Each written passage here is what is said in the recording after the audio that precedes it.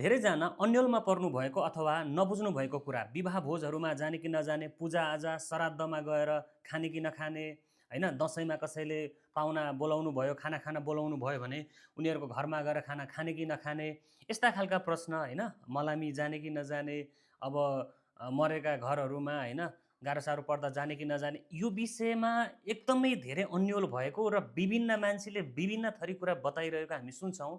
र हेर्दा सामान्य विषय भए पनि यसलाई जटिल बनाएको जस्तो देखिन्छ। भनेको मान्छेलाई यति कन्फ्युज बनाइदिएको छ कि विश्वासी जनहरूलाई के गर्ने हो कि नगर्ने हो यति अन्योलमा पारेको छ। आज म तपाईँहरूलाई यो कुरामा प्रष्ट बनाउन चाहन्छु। हामी पूजाआजामा जाने कि नजाने हो, होइन, विवाह भोजमा, दसैँ तिहारको चाडपर्वमा हाम्रा आफन्त जसले चाहिँ दसैँ तिहार मनाउनुहुन्छ अथवा पूजाआजा गर्नुहुन्छ उहाँसँग बसेर खाने हो कि होइन, बाइबलले यो बारेमा के भन्छ त, परमेश्वरको वचनले यो बारेमा के भन्छ हामी हेरौँ। यो दुनियाँ थरी बाहिरबाट बनावटी कुराहरू ल्याएर बनाएको कुरा नसुनौँ। प्रष्टसँग हामी के गरौँ त, वचनले हामीलाई विश्वासीहरूको स्वतन्त्रताको बारेमा हामीले के खान हुन्छ के खानुहुन्न, कहाँ जान हुन्छ कहाँ जान हुन्न, जाने भए कसरी जानुपर्छ अथवा खाने भए कसरी खानुपर्छ, ती सबै कुरो प्रष्टसँग वचनमा लेखेको छ। म त्यो कुराहरू बताउँछु। भिडियो पुरा नहेरिकन बिचमा आएर कमेन्ट नगर्नु होला। तपाईँहरू धेरैजना के गर्नुहुन्छ, भिडियो पुरा नहेर्ने, आफू बाइबल अध्ययन नगर्ने, आफूले जे मनमा आएको छ त्यही कुरा व्याख्या यही नै हो बाइबलको व्याख्या भनेर प्रचार गर्ने, लेख्ने, त्यो काम गलत हो। पुरा भिडियो हेर्नुहोस्, म तपाईँलाई प्रष्टसँग बताउने छु है त। सबैभन्दा पहिला हामी पहिलो कोरिन्थी 10 अध्यायमा जान्छौँ। त्यहाँ चाहिँ हामी 23 पदलाई सरसर्ती पहिला हेरौँ। यहाँ के भनेको छ है त। यसरी भनेको छ, सबै कुरा न्यायसङ्गत छन् तर सबै कुरा फाइदाका छैनन्। सबै कुरा न्यायसङ्गत छन् तर सबै कुराले सुधार गर्दैन। कसैले पनि आफ्नो भलाइ नखोजोस् तर आफ्नो छिमेकीको भलाइ खोजोस्। मासु पसलहरूमा के बेचिन्छ, विवेकको खातिर केही सोधपुछ नगरी त्यो खाओ, किनभने पृथ्वी र त्यसमा भएका यावत थोकहरू सबै प्रभुकै हुन् भनेको छ।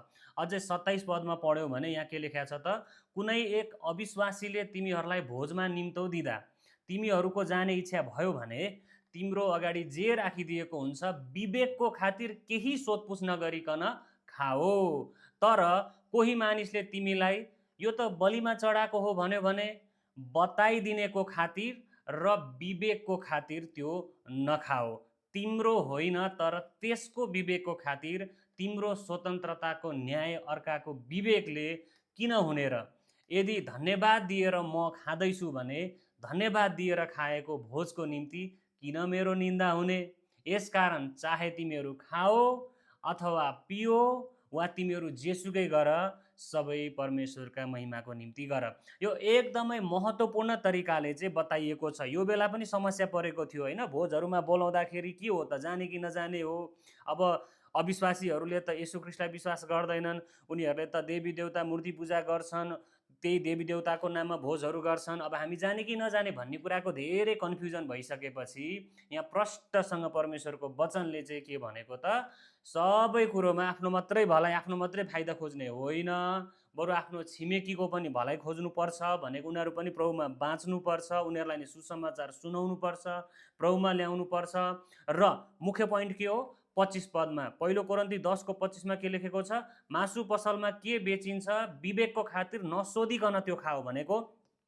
मासु पसलमा हामीले जाँदाखेरि त्यहाँ सोध्छौँ त हामीले कहिले, यो चिकन चाहिँ बलि गरेछ कि छैन, बिहान पूजा गरेछ कि छैन, यो खसी चाहिँ बलि गरेर काटे हो कि देउतालाई यसो धुपछिता गरेर चढाएको हो कि, हामीले सोध्छौँ त? सोध्दैनौँ, चुप लाएर जान्छौँ। चिकन चाहिए हामी चिकन दिनुहोस् त 1 किलो भन्छौँ, खसीको चाहिए मटन दिनुहोस् त 1 किलो भन्छौँ, चुप लाएर लिन्छौँ, घरमा गएर पकाएर खान्छौँ। हामीलाई त्यहाँ बलि गरेकोसँग मतलब छ छैन।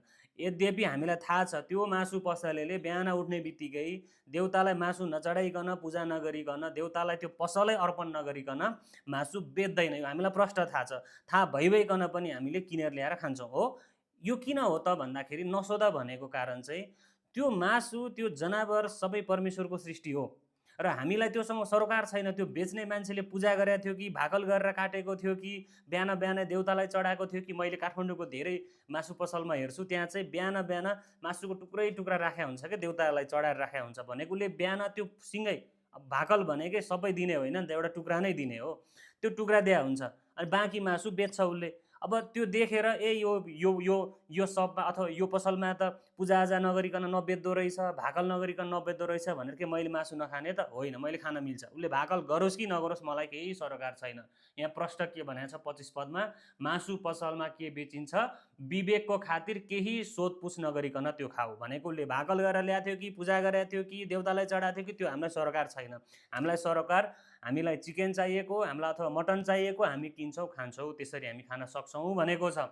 र अर्को कुरो के त, यदि अविश्वासीले 27 पदमा, यदि कुनै अविश्वासीले तिमीहरूलाई भोजमा निम्तो दिँदा तिमीहरूलाई जाने इच्छा भयो भने तिम्रो अगाडि जे राखिदिएको हुन्छ विवेकको खातिर केही सोधपुछ नगरी खाओ भनेको छ। भनेको तपाईँलाई कुनै अविश्वासीले पूजामा बोलायो, तपाईँ जान सक्नुहुन्छ, पूजामा जान सक्नुहुन्छ, दसैँ तिहारमा चाडपर्वमा जान सक्नुहुन्छ, विवाह भोजमा जान सक्नुहुन्छ तपाईँ है, त्यहाँ गएर खान सक्नुहुन्छ, विवाह भोज खान सक्नुहुन्छ तपाईँ, पूजाआजामा गएर दिएको खानेकुरा खान सक्नुहुन्छ तपाईँ, अथवा दसैँ तिहारमा बोलाएर तपाईँलाई खानपिन गर्न बोलाएको छ भने खान सक्नुहुन्छ। तर कसरी खाने भन्दाखेरि यहाँ के भनेको छ त 27 पदमा, तिमीलाई जाने इच्छा भयो भने तिम्रो अगाडि जे राखिदिएको हुन्छ विवेकको खातिर केही सोधपुछ नगरिकन खाऊ भनेको। नसोध त्यो पूजामा गएर यो देउतालाई चढाएको हो कि होइन, यो त प्रसाद पो हो कि, यो त भाकल गरेर दिएको हो कि, दसैँमा तिमीले खसी काट्दा के भाकल गरेको थियो, यस्तो सोध्नु परेन भनेको कि। सोधपुछ नगरिकन उसले खानेकुरा मेरो अगाडि ल्याएर दियो, अब म हाम्रो प्रभुलाई धन्यवाद दिएर खान्छु खाने।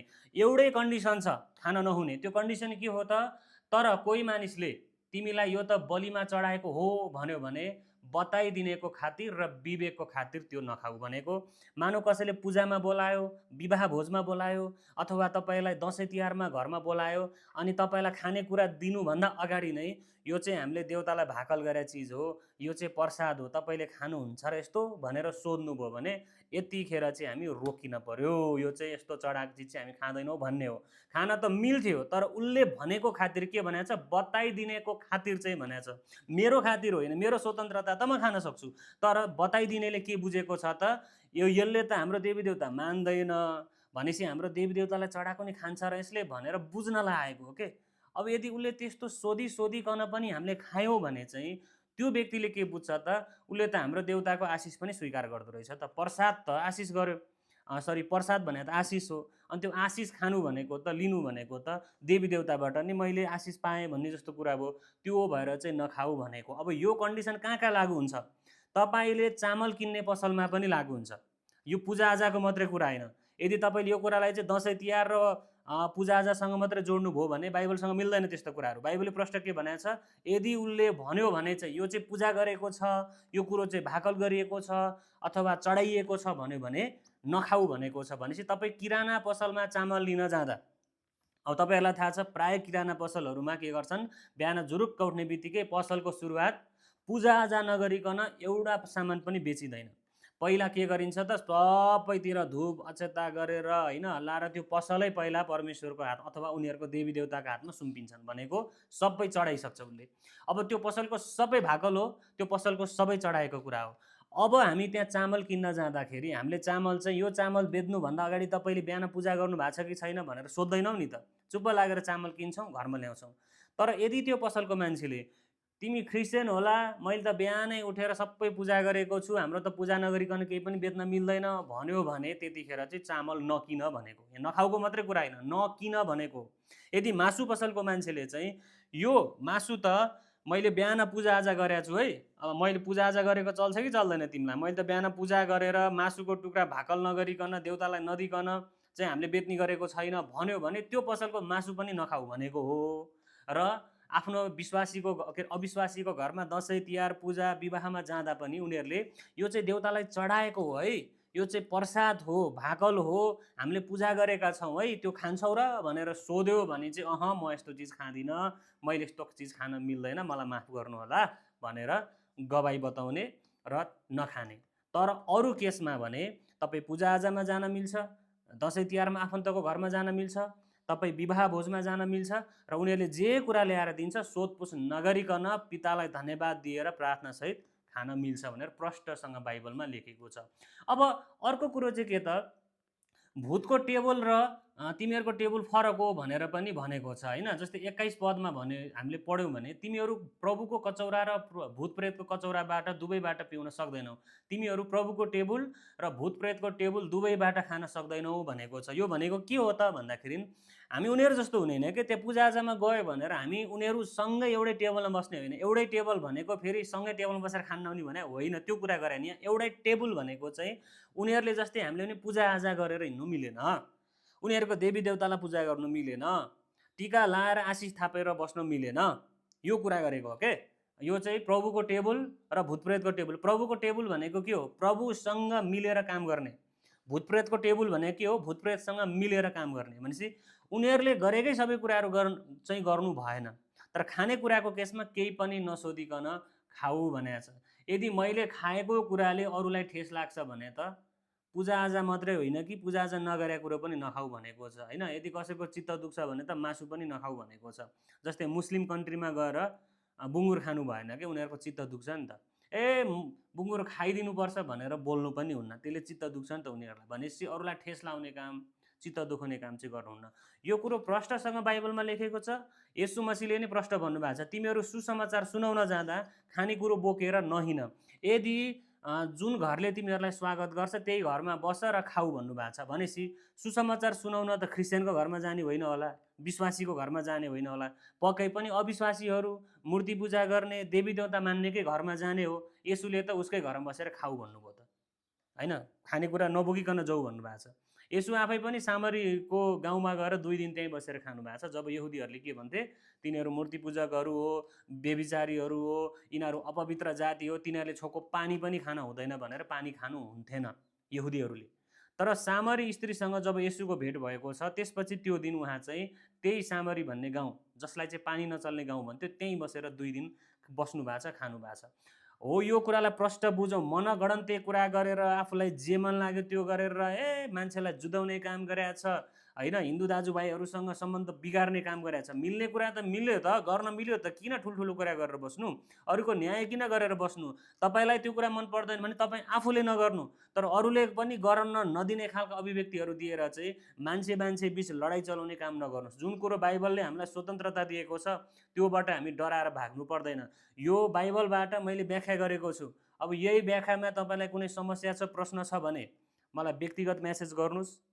यदि यो कुरा ठिक लागेको छ भने सेयर गर्नुहोस् ताकि अरूहरूले पनि यो भिडियो हेर्न सक्नुभएको होस्।